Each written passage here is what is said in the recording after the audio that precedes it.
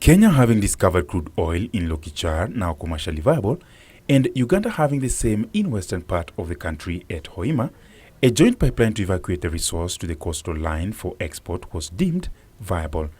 And due to the colossal capital requirement of 400 billion shillings over the 1,300-kilometer stretch, the two countries signed an MOU in August last year to pave way for construction of a crude oil pipeline. It was during our last summit conference. There were four main issues. The first one was security. Obviously, that's a big one.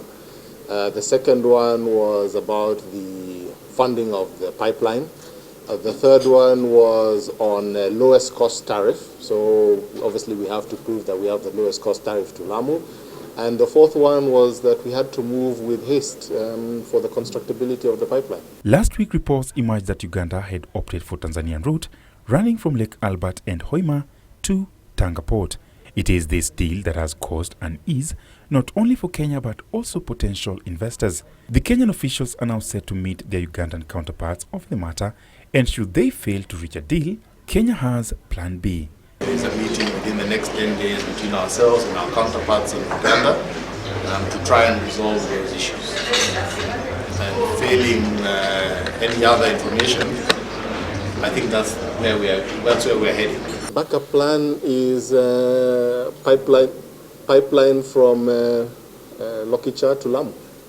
I think that's not a point of dispute. And with the 2020 oil production timeline, Kamau says oil from northern Kenya should be evacuated by road to Eldoret, then by pipeline to Lamu for export before proper infrastructure is put in place.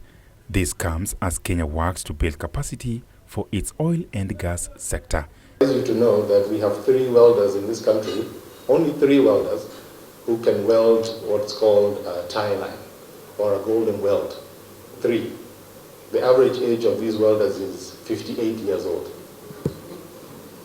So, what happens when they retire in 3 years?